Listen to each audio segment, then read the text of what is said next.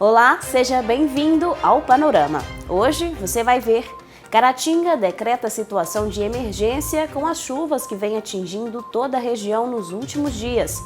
Com as fortes chuvas, uma preocupação também com as estradas. Vamos mostrar as condições de tráfego e os riscos nesse período.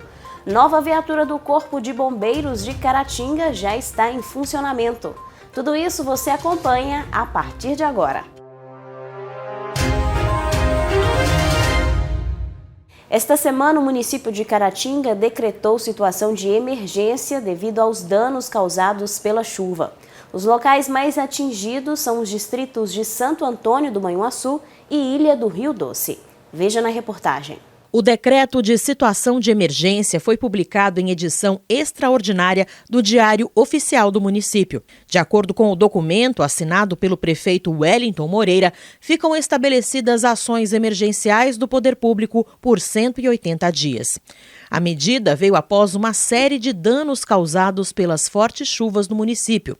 No distrito de Santo Antônio do Manhuaçu, um deslizamento atingiu a casa de Elzira Crispim Lopes, de 74 anos, levando à morte da moradora. Na Ilha do Rio Doce, a inundação deixou mais de 80 famílias em situação de risco. De acordo com a diretora do Departamento de Defesa Civil, Magda Alves, o volume de chuvas registrado nesses locais está acima das expectativas. O mês de janeiro, o nosso município de Caratinga foi registrado 152 milímetros de chuva.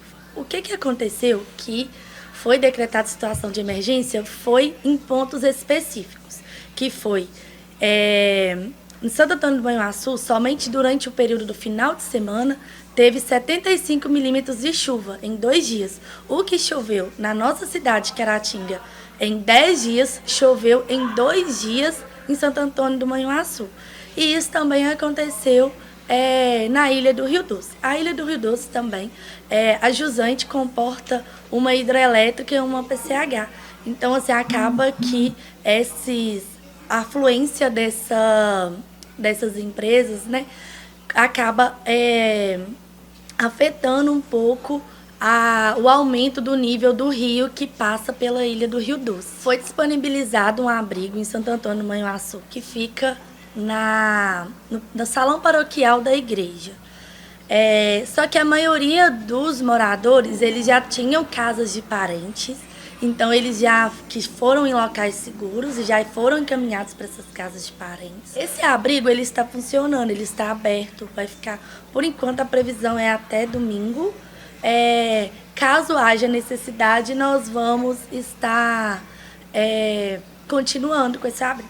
No dia que foi, dia 8, a estrada estava toda interditada, então os moradores eles ficaram ilhados.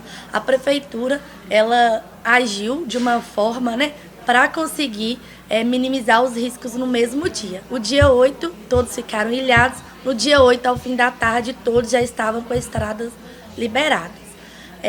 Só que os danos na cidade ainda existem, né, os danos nos imóveis particulares, e nós estamos fazendo gradativamente as vistorias e o monitoramento. Para ajudar os desalojados, o órgão lançou também uma campanha de arrecadação de água potável. Tanto em Santo Antônio do Manhuaçu quanto na Ilha do Rio Doce, o que o pessoal está necessitando é água potável, água mineral. Tanto na ilha, porque na ilha os moradores eles utilizam muito poço artesiano. Por enquanto eles estão com muito pouca água potável. E mesmo quando o rio na Ilha do Rio Doce abaixar, vai ficar uns 2, 3 dias com essa água um pouco contaminada, com lama, até retornar essa água potável. Então nós vamos lançar essa campanha para poder arrecadar água mineral. Pode ser galão de 5 litros, 1 litro, o que tiver disponibilizado, né, para poder ajudar. E nós vamos estar arrecadando aqui na sede da Defesa Civil, que é na Praça Cesário Alvim, número 1, segundo piso. A diretora da Defesa Civil lembra que a previsão de fortes chuvas para a região vai até 23 de janeiro, o que pede observação constante. Hoje, nosso município ele está no alerta laranja. Ele não é o alerta mais grave, que é o alerta que nós ficamos de prontidão. Só que esses alertas eles vão sendo atualizados a cada 24 horas, porque como estamos passando pelas ACAS, que é a zona de conversão do Atlântico Sul, da mesma maneira que pode estar num alerta mais baixo, que seja o alerta amarelo, pode passar para o alerta laranja até o alerta vermelho. Então, nós ficamos nesse monitoramento. Ela reforça ainda que, notando algum fator de risco nos imóveis, as pessoas devem entrar em contato com a Defesa Civil. Elas podem estar ligando no 199 ou então no telefone 3329-8043. Se elas preferirem, não tiver telefone, podem estar vindo aqui até na Defesa Civil, que nós vamos estar agendando uma vistoria no local. Caso esteja uma situação de muito risco, a gente encaminhamos para o setor de assistência para ver o que o município pode estar amparando esse cidadão para que ele não seja colocado em uma situação de risco. E também com esse período de chuvas, os motoristas precisam redobrar a atenção ao pegar a estrada. Mas condições de tráfego e riscos constantes de acidentes deixam os condutores de veículos em alerta. Buracos e mais buracos, lamaçais, pontos de deslizamentos e riscos constantes de acidentes. É dessa forma que a maioria dos usuários tem encontrado as principais rodovias que cortam a região. As chuvas não têm dado trégua e, junto com elas, chegam os transtornos causados pelas águas às estradas. Um exemplo claro é a MG 329, que liga Caratinga à cidade vizinha de Bom Jesus do Galho. O estado da via é precário e o que se vê são buracos em praticamente todo o trajeto. Nesse trecho, um dos piores, os condutores se veem obrigados a invadir a contramão para se desviar deles, o que aumentam os riscos.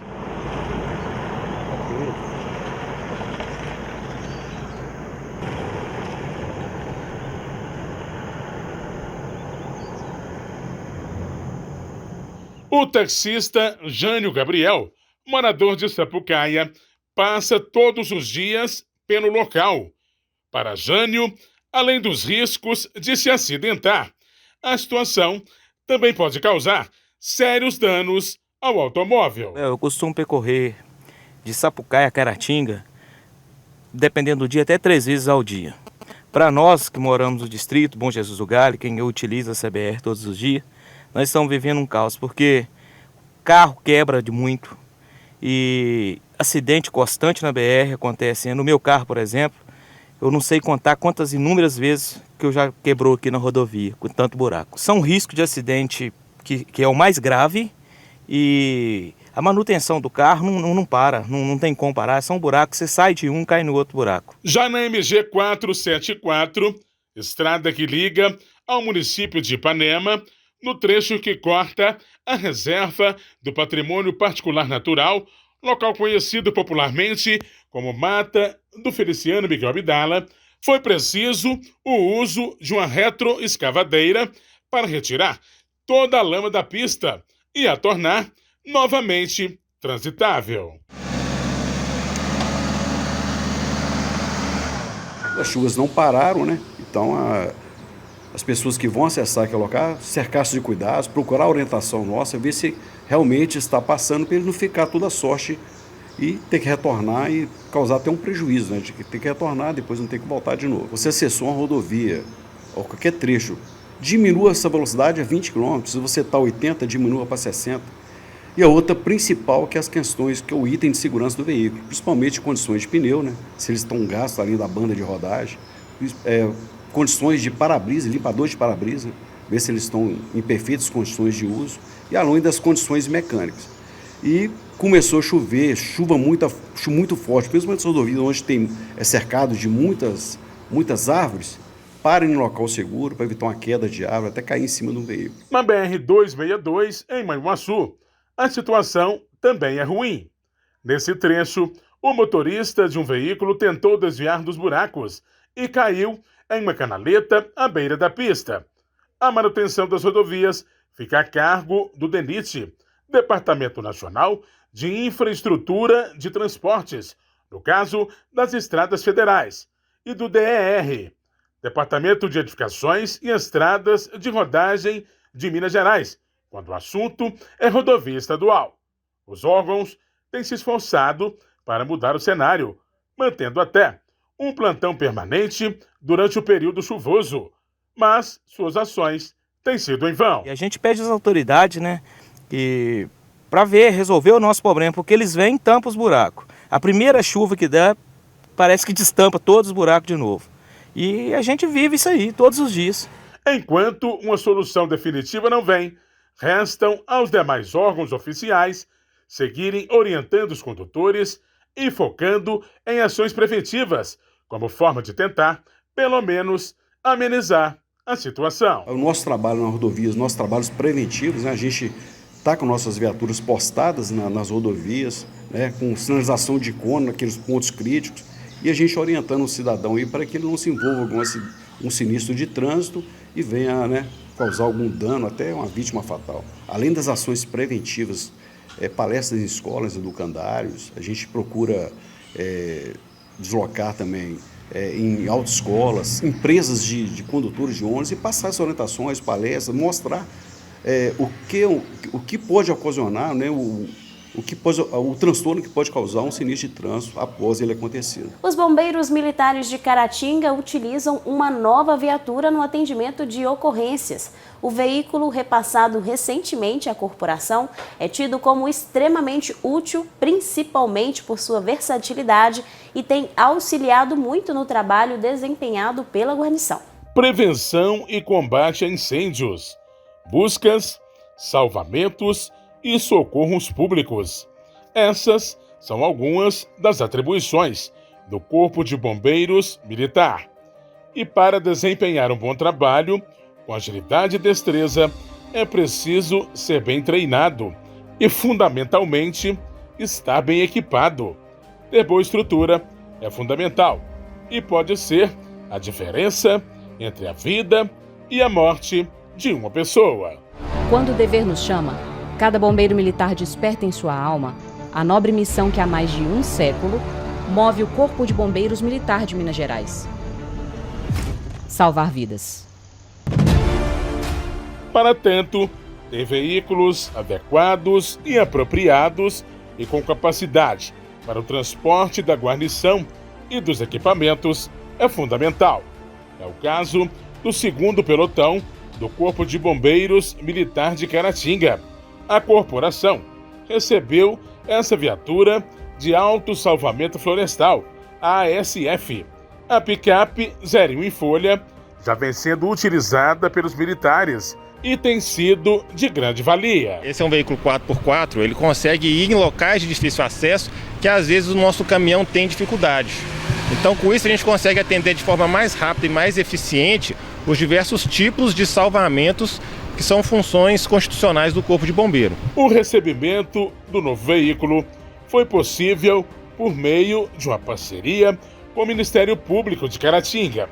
O automóvel permite que o Corpo de Bombeiros Militar esteja ainda mais preparado para atender às diferentes demandas. A viatura veio equipada com um kit para combate a incêndio florestal, mas pode facilmente ser adaptada para outros procedimentos. No período de estiagem, a gente tira essa capota, coloca uma bomba de 400 litros. Isso favorece o nosso combate a incêndios florestais, tendo em vista que um veículo 4x4 vai conseguir chegar de forma mais rápida em diversos locais de vegetação de difícil acesso, que às vezes a gente não consegue chegar com o caminhão. Então a gente consegue fazer um combate mais rápido e com uma possibilidade de uma bomba de 400 litros, então a gente consegue fazer um combate mais eficiente também. Um veículo 4x4, uma caminhonete leve, ela consegue chegar mais rápido em locais onde o caminhão a gente tem dificuldade. O caminhão é grande, é pesado, ele desloca numa velocidade menor e nem sempre a gente consegue chegar com ele de fato ao local onde está acontecendo o sinistro. Agora, com uma caminhonete nova, 4x4, leve, a gente consegue deslocar de forma mais rápida e consegue adentrar em locais de difícil acesso.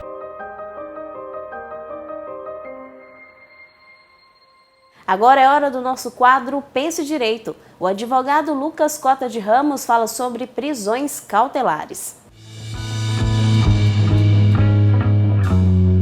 Prisões cautelares. Para entender o que é prisão cautelar, é importante entender primeiro o que é prisão penal. Prisão penal é aquela em que o sujeito é acusado num processo criminal, tem a chance de se defender, acontece a audiência, acontece o julgamento e esse sujeito é condenado. É condenado e aí ele recorre até o último recurso possível, ou mesmo não recorre, decide não recorrer, ou até mesmo perde o prazo para recorrer. Após isso, a sentença condenatória dele fica transitada em julgado, ela transita em julgado, ela fica definitiva. Se essa sentença condenatória for por uma pena privativa de liberdade, num regime fechado, por exemplo, esse sujeito tem que ser preso para começar o cumprimento da pena. Essa prisão a gente chama de prisão penal. É a prisão em razão de uma condenação que ficou definitiva, uma condenação que transitou em julgado. E essa prisão acontece ao final do processo, ao final da ação penal, ok? Essa é a prisão penal. Só que é possível uma pessoa ser presa mesmo durante o processo ou até mesmo antes, durante as investigações. Nós chamamos isso de prisão cautelar. E a prisão cautelar, ela tem 3 modalidades: a prisão em flagrante, a prisão temporária e a prisão preventiva. A prisão em flagrante pode ser também em algumas modalidades. Nós temos o chamado flagrante próprio, que é aquele em que o sujeito é surpreendido cometendo o crime ou logo após de cometer o crime. Isso nós chamamos de flagrante próprio. Nós temos também o flagrante impróprio, em que o sujeito é surpreendido não cometendo o crime, mas ele é perseguido logo após de cometer o crime. Então acabou de matar alguém, a polícia ficou sabendo, já começou a perseguição e prendeu aquele sujeito. Flagrante impróprio. E nós temos também o flagrante presumido, que é aquele que ocorre depois da prática do crime, numa circunstância em que o sujeito está portando objetos, papéis, documentos, em que se faça presumir que ele é autor do crime. É o exemplo em que o sujeito mata alguém com uma faca, nessa faca fica o sangue da vítima, e aí ele foge. Horas depois, por haver já uma suspeita em relação a ele, a polícia vai até a sua casa e encontra uma faca cheia de sangue. Encontra também na lixeira as vestes daquele sujeito cheias de sangue. E aí ele passa a ser presumido como autor daquele crime que aconteceu naquelas imediações. Digamos que ficou apurado que ele já tinha um desentendimento prévio com a vítima. Ele é preso no chamado flagrante presumido. Ele não foi pego cometendo o crime, não foi pego logo depois de cometer e não foi pego na fuga, mas foi pego depois em uma situação de flagrante presumido. É claro que se esse sujeito, ao final do processo, comprovar, por exemplo, o que é difícil, o que é improvável, mas é possível, comprovar que, na verdade, aquele sangue não era da vítima, aquele sangue é de algum animal, porque ele é açougueiro e, por algum motivo, aquela faca estava em sua casa, foi feita uma perícia, um DNA e constatou que o sangue não é da vítima. Enfim, se ele provar a inocência, ele será absolvido ao final. Mas por cautela, por isso o nome prisão cautelar, ele fica preso. Ele é preso em flagrante.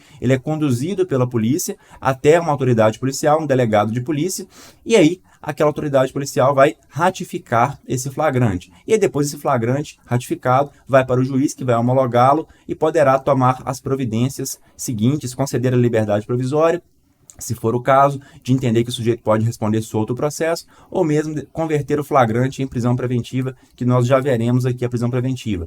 Uma outra modalidade de prisão cautelar é a chamada prisão temporária. A prisão temporária, ela existe para a investigação. Ela é uma modalidade de prisão que existe para a autoridade policial investigar. Ok? Então ela não é decretada durante o processo, ela é decretada durante a investigação. Tem que ser requerida e o juiz decreta, a autoridade policial requer, há um parecer do Ministério Público e o juiz decreta, se for o caso, essa prisão temporária. O prazo dela, para os crimes comuns, é de 5 dias, prorrogável por até mais 5 dias. E, nos casos de crime hediondo, por exemplo, um homicídio qualificado, o prazo é de 30 dias, prorrogável por mais 30 dias, ok? Para prorrogar, tem que ter uma decisão fundamentada do juiz, entendendo pela prorrogação. E essa prisão é, como eu disse, para o delegado conseguir investigar. Vamos supor que o crime acabou de acontecer, mas não conseguiu prender ninguém em flagrante e também não tem elementos ainda para uma prisão preventiva, só que ficou sabendo que o suspeito está ameaçando testemunhas, que o suspeito está ocultando provas. A gente tem que prender ele para conseguir afastá-lo da cena do crime ou dos documentos do crime para poder conseguir arrecadar ali elementos. Então, existe a prisão temporária, prende-se o sujeito pelo prazo que a gente viu, e aí o delegado vai lá e arrecada os elementos, os documentos, e ouve quem tiver que ouvir a título de testemunho, por exemplo, para poder investigar, ok? E por fim, nós temos a chamada prisão preventiva. A prisão preventiva, ela pode ocorrer também na fase de investigação ou mesmo na fase do processo penal. E, segundo o artigo 312 do Código de Processo Penal, abre aspas, poderá ser decretada como garantia da ordem pública. Ordem pública significa, por exemplo, um sujeito que reitera na prática de crimes. É necessário decretar sua prisão preventiva caso ele pratique mais um crime, porque senão a ordem pública, a paz social estará em risco. Garantia da ordem econômica, se é um crime financeiro, um crime falimentar, por exemplo, da lei de falências, algo que vai impactar o mercado econômico, o mercado financeiro, algo muito importante assim, que o sujeito tem mesmo que enfrentar o processo preso, afinal, aquilo vai gerar um impacto muito grande no mercado financeiro, na economia do país ou de uma sociedade, de uma região, por exemplo. Pode ser decretada também por conveniência da instrução criminal, tá?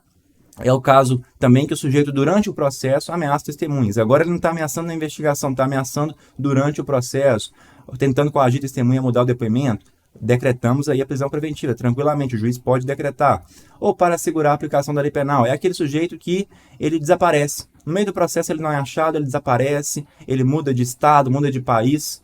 Nesse caso, quando há um risco ou quando há já um prejuízo à aplicação da lei penal, um prejuízo ao processo para poder punir o sujeito ao final se ele for condenado, então é possível decretar também a prisão preventiva. Desde, é claro, sempre para decretar preventiva tem que haver prova da existência do crime e indício de autoria. Então tem que ter uma certeza de que houve um crime e pelo menos uma convicção muito forte de que ele é o autor do crime. Nesse momento não é necessário ter certeza de que aquela pessoa é a autora do crime, não. Basta para decretar a prisão preventiva que se tenha certeza de que um crime aconteceu e de que tenha uma convicção muito forte, um indício de autoria. Para condenar a pessoa tem que ter prova do crime, certeza do crime e certeza da autoria. Agora, para decretar a prisão preventiva, basta ter certeza do crime e um indício da autoria daquela pessoa, tá bom? Então, basicamente, essas são as chamadas prisões cautelares. A Secretaria de Estado da Fazenda de Minas Gerais realiza uma campanha como forma de orientar o cidadão sobre a importância socioeconômica dos tributos. Por meio do PROEF, Programa de Educação Fiscal Estadual, os contribuintes poderão aprender sobre a captação dos impostos, além de acompanhar a aplicação desses recursos por parte dos gestores públicos. O propósito é incentivar a participação social e o cumprimento de suas obrigações tributárias. O programa chamado PROEF, Programa de Educação Fiscal, é um programa a nível federal, tá? A Receita Federal coordena esse programa com os estados. E nós aqui na Fazenda, nós fazemos esse programa acontecer, tá? Que ele acontece através de palestras, blitz, que o objetivo dele é levar, né, o conhecimento tributário de maneira leve, fácil de entender, e para que as pessoas entendam a função social do tributo, né? O tributo a gente paga ele para quê? Para que ele retorne com serviços públicos, né? Políticas públicas. E é importante conhecer esse programa, a tributação, os conceitos de tributação. A gente falou agora há pouco sobre repartição, né, das receitas do IPVA. Importante conhecer para o cidadão ele ter essa consciência e poder, né, cobrar os recursos, a aplicação correta. Ou seja, a noção de direitos e de deveres também, né? E ainda no panorama de hoje você vai ver: Prefeitura de Caratinga anuncia ampliação e modernização dos semáforos locais. E ainda, cantora caratinguense Mara Sampaio está prestes a gravar o primeiro DVD em Goiânia. Voltamos já!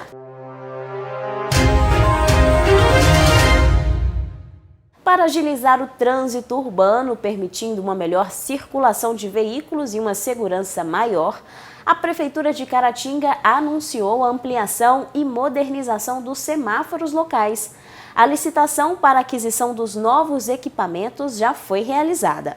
Um dos pontos mais complicados de Caratinga, o cruzamento do Ponto Quente, também passará a contar com semáforos. Nós estamos procurando trazer mais segurança para os usuários das nossas vias, tanto para os condutores quanto para os pedestres. E é uma aparelhagem totalmente sofisticada, ela nos dá possibilidade de fazer a implantação em rede, de controlar aquele semáforo remotamente, de dentro do departamento ou até mesmo de um aparelho de celular. E nós chegamos a essa aparelhagem que ela vai nos possibilitar programar o semáforo com mais rapidez, vai possibilitar mudar em tempo real a programação devido estar o trânsito mais lento naquele local. Então isso aí são melhorias que nós precisamos de implantar na nossa cidade, que cada dia que passa está só crescendo em termos de número de veículos, em termos de fluxo, né? De pedestres também, de ciclistas, de motociclistas. Então nós temos que olhar isso aí, nós temos que pegar abrangendo um geral. Os pórticos que estão implantados na nossa cidade, eles foram implantados na década de 80. Então eles têm uma vida útil e como vai entrar com um equipamento que tem um peso um pouco acima do que já está hoje implantado, vai ser feita a retirada, a substituição desses pórticos. Nós vamos também tirar o cabeamento aéreo, nós vamos passar ele para subterrâneo, gerando assim também mais segurança para os veículos que circulam na cidade. Que um semáforo, ele trabalha com a voltagem de 220 volts. E um fio ali que, porventura, vier arrebentar e esbarrar em uma pessoa, pode causar algum dano. E vai ter um novo ponto, que é o cruzamento da Avenida Marechal Deodoro com a Rua Lamartine, com a Rua Nova, que nós vulgarmente falamos, né, popularmente falamos, vamos dizer assim, que é o Ponto Quente. Então é um local que a gente viu que há necessidade real ali naquele ponto, a implantação de um grupo semafórico. Já tentamos, já fizemos simulações sem a implantação de semáforo e vimos que não é viável e o semáforo vai gerar essa segurança maior para aqueles usuários naquela região. O prazo para a empresa ganhadora da licitação finalizar a instalação dos novos semáforos é de 60 dias, contados a partir do recebimento da ordem de serviço pela Prefeitura. Sorria, você está sendo filmado. Essa frase a gente encontra em muitos lugares, né? E esse tem sido um mercado crescente nos últimos anos, o da segurança eletrônica. Confira. O monitor mostra em tempo real as imagens capturadas pelas câmeras de segurança com reconhecimento facial. Eliane é comerciante, proprietária deste bar e restaurante em Caratinga, que funciona durante o dia e também à noite. Nós decidimos colocar as câmeras para nossa segurança, também para a segurança dos nossos clientes. Quando o cliente chega no estabelecimento, ele já vê o monitoramento de câmera, Nós temos também o monitor, que ajuda bastante. Então, eles sentem mais seguro. Investir em segurança é uma forma de aumentar a proteção dos clientes e da empresa. Quando o cliente chega no estabelecimento, a câmera logo capta as imagens e transmite para o monitor. Onde a pessoa vê o semblante da pessoa, se está sorrindo, se usa óculos, se está um semblante feliz, se está triste, se está chorando, agressivo, tudo. Então a câmera ela capta essas imagens e transmite direto para o monitor. Semana passada nós já colocamos mais 2 câmeras na cozinha, porque eu vi uma necessidade também de estar colocando as câmeras lá e transmitindo também para o monitor, porque as pessoas chegam aqui e vê a higienização da cozinha, o trabalho nosso como um todo. As vantagens do monitoramento têm ficado cada vez mais requisitadas. De acordo com um relatório publicado recentemente pela Associação Brasileira de Segurança Eletrônica, o mercado deve faturar mais de 16 bilhões de reais em 2023. Leandro está no ramo automobilismo há 12 anos e percebe que o crescimento chega junto ao avanço da tecnologia, como a câmera externa com rastreamento inteligente e com captação de áudio, a fechadura digital, entre outras modernidades. Olha, normalmente o cliente me liga para fazer o orçamento, ele já vem com uma ideia fixa já de quantidade de câmeras, mas aí eu sempre oriento que é bom a gente estar fazendo um orçamento e dando uma analisada no local para ver se é a quantidade mesmo de câmera que ele precisa e ali ver o que ele vai ficar melhor para ele. Seja em empresas ou casas, investir na segurança pode começar com atitudes simples. A Polícia Militar de Minas Gerais promove durante todo o mês de janeiro uma operação para intensificar o patrulhamento na comunidade. O capitão Jefferson, do 62º Batalhão da Polícia Militar, reforça algumas medidas de segurança para serem adotadas. O foco dessa operação é a maior presença de policiais militares nos bairros, com o objetivo principal de prevenir crimes contra o patrimônio e de levar segurança, tranquilidade àquelas pessoas que residem ou que estejam praticando alguma atividade nesses bairros. Com a residência, é importante a pessoa observar que devem ser adotadas medidas que dificultem ou neutralizem a ação de indivíduos mal intencionados. Caso percebam alguma movimentação estranha, ainda que nas imediações de pessoas que não são comuns aos locais ou que aparentemente estejam com a intenção de praticar algum delito, que a Polícia Militar seja acionada imediatamente por meio do telefone 190. Natural de Caratinga, a cantora Mara Sampaio está prestes a gravar o primeiro DVD com canções inéditas. A jovem de 26 anos já está envolvida com a música há 16 anos. Em 2022, ela participou do quadro A Hora da Decisão, do programa do Faustão, na Band, conquistando o 2º lugar. A gravação do DVD será feita em Goiânia e deve acontecer no começo de março deste ano. Amor, vou te buscar, pago o que prestou, pra levantar seu amor. Eu faço tudo por você, ponho um anúncio na TV.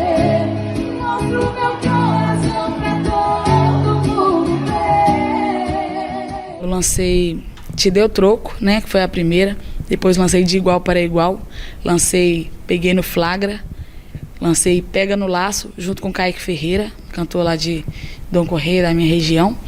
E lancei Conselho de Mulher, acho que foram 5. Essa é a preferida porque foi a primeira composição, né? O primeiro lançamento.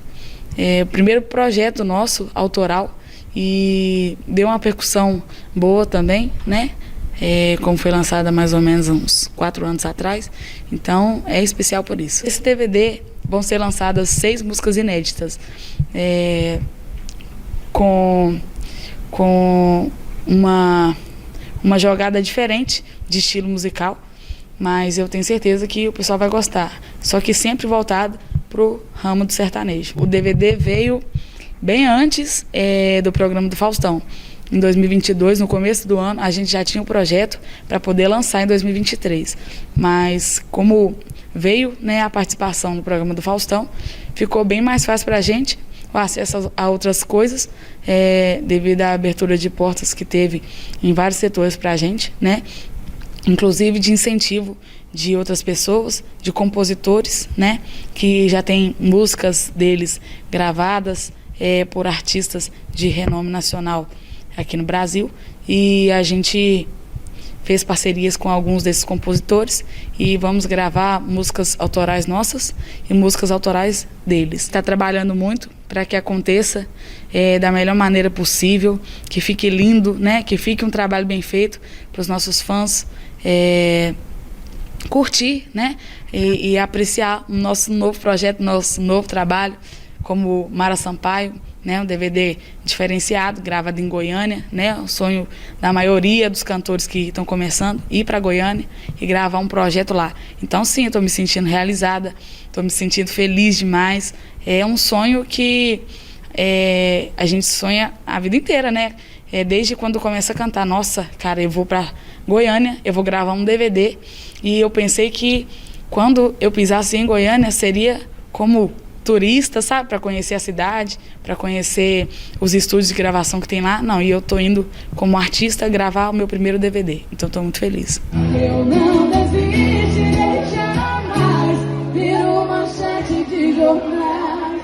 Eu vou fazer de tudo pra não te perder, porque amo você. Um alimento que, dependendo de onde você mora, tem um nome diferente. Mandioca, macaxeira, aipim. Nos 4 cantos do país, essa raiz é muito consumida. Ela pode estar no suco como um acompanhamento ou, acredite, até em uma sobremesa. Então chegou a hora de aprender mais curiosidades sobre este alimento.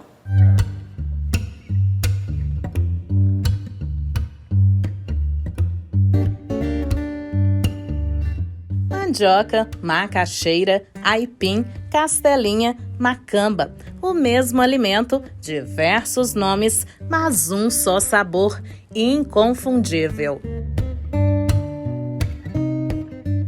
Quanta história curiosa tem este alimento. Aliás, histórias e lendas. Uma delas é do folclore brasileiro. Havia uma menina, uma indiazinha, que se chamava Mani. Ela era muito amada na aldeia, mas ela morreu ainda criança e foi enterrada em um lugar bem perto da oca onde ela morava. Os índios choravam muito a morte dela. Choravam tanto, que a terra ali estava sempre úmida. Um dia, na primavera, nasceu uma planta que ninguém conhecia. Quando os índios descobriram a utilidade daquela planta, fizeram uma homenagem à menina. Deram o nome à planta de Mani, o nome da menina, mais a palavra oca, casa, manioca. Daí para mandioca, um pulinho, né? O registro mais antigo da cultura da mandioca no Brasil é a carta de Pero Vaz de Caminha ao Rio de Portugal, falando que os índios daqui só se alimentavam de uma espécie de inhame que brotava aqui, nessas terras. A mandioca possui um alto teor nutritivo. Estima-se que cerca de 700 milhões de pessoas consumem esse produto no seu dia a dia. Considerado um tubérculo rico em carboidrato, destaca-se a sua propriedade nutricional entre 10% a 15% de carboidrato. Considerado um alimento rico em vitamina C, rico em potássio e rico em fibra. Dentre essas propriedades nutricionais destacadas, consideramos este alimento típico na mesa do brasileiro.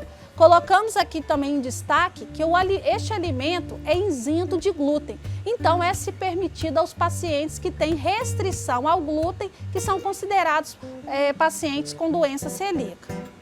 Destaco aqui essa prática culinária, a mandioca presente sempre nas preparações como farofa, como biscoitos de polvilho, onde nós utilizamos essa essência. O Brasil é o 4º maior produtor de mandioca do mundo. Em nossa região, as cidades que mais se destacam são Caratinga, Bom Jesus do Galho, Ubaporanga, Piedade de Caratinga e Santa Bárbara do Leste. Nossa equipe foi conhecer o cultivo da mandioca em uma propriedade no córrego do Caparaó.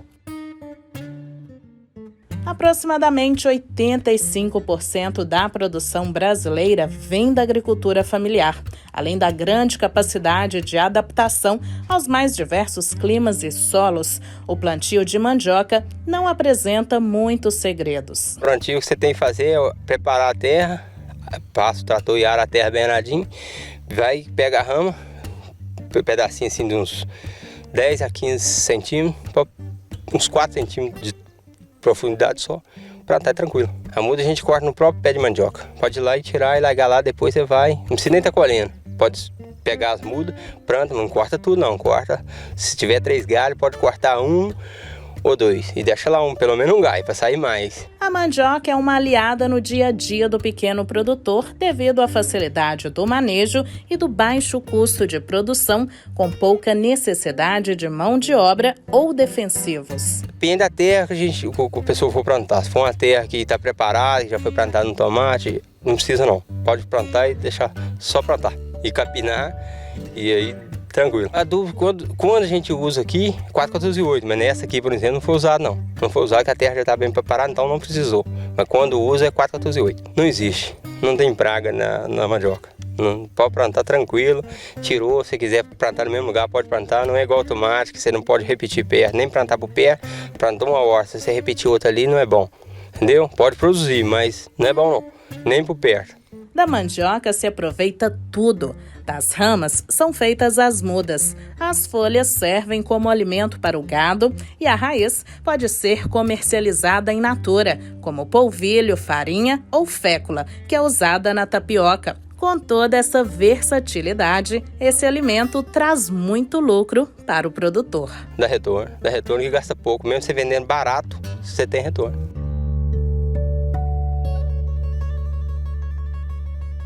Diferentes espécies de sabiá podem ser encontradas pelas Américas e Europa. No Brasil, existem cerca de 20 tipos e na nossa região 6 deles já foram identificados. O sabiá barranqueira é um dos mais vistos na região de Caratinga e ele é cheio de curiosidades.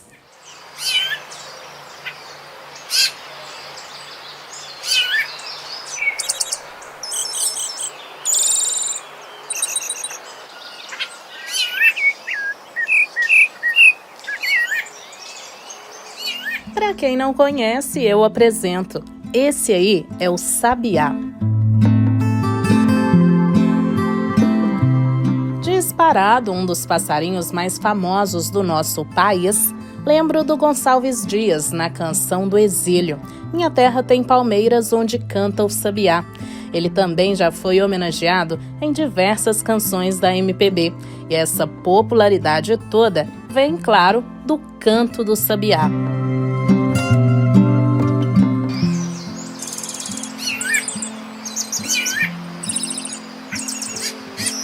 Diferentes espécies de sabiá podem ser encontradas pelas Américas e Europa. No Brasil existem cerca de 20 tipos e na nossa região 6 deles já foram identificados. Na nossa região tem o sabiá barranqueira, o sabiá una, o sabiá poca, o sabiá laranjeira, o sabiá do campo, também muito comum, e o sabiá do banhado.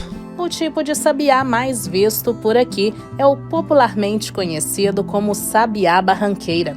As curiosidades desta ave já começam pelo significado do seu nome. Tur dos leucomelas, que é o sabiá barranqueira, ele recebe o nome de sabiá devido à apologia que o povo indígena tupi fazia ao canto desse animal, né?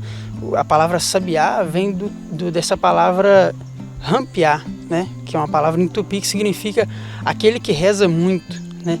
Pelo fato dele cantar muito, né, de ser uma ave que tem um canto muito bonito. O sabiá barranqueiro, ele recebe esse nome pelo hábito de fazer ninhos no alto de barrancos, né?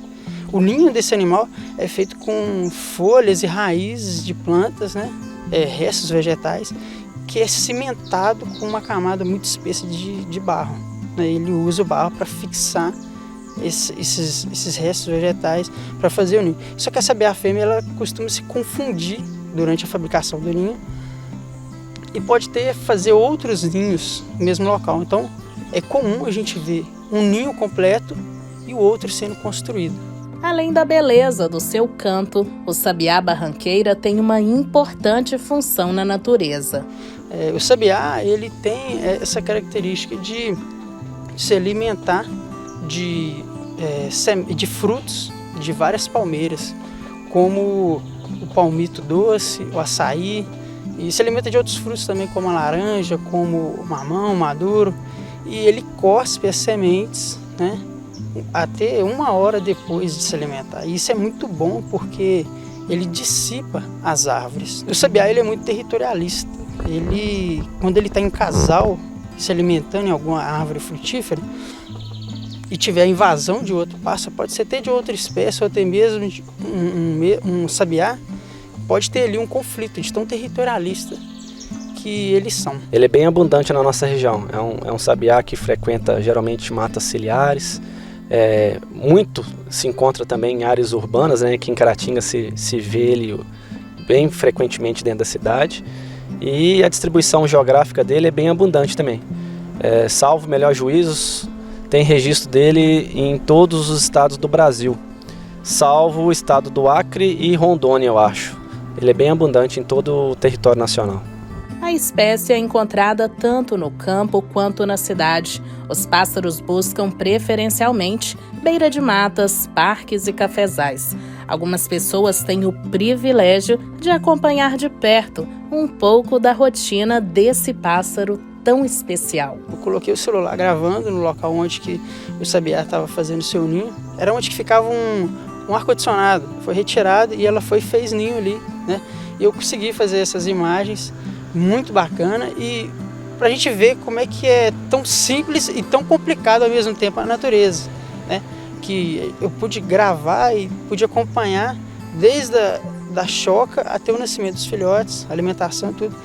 E um fato que eu nunca tinha visto, eu nem sabia que acontecia, era que a sabiá fêmea, ela se alimenta, né, ela come as fezes do filhote que está no ninho ali. Quando o filhote defeca, ela vai lá e come essas fezes. Eu não sei se ela regurgita depois ou se ela come mesmo, mas eu sei que ela retira ali do ninho para manter a limpeza do local e evitar o crescimento de micro-organismos, bactérias, fungo, entendeu?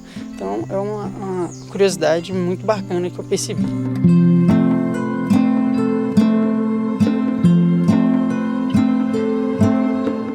E o Panorama de hoje vai ficando por aqui. Acesse as nossas redes sociais, lá você também pode rever as nossas reportagens. A você que nos acompanha, o nosso muito obrigada. Esperamos você na próxima edição. Até lá!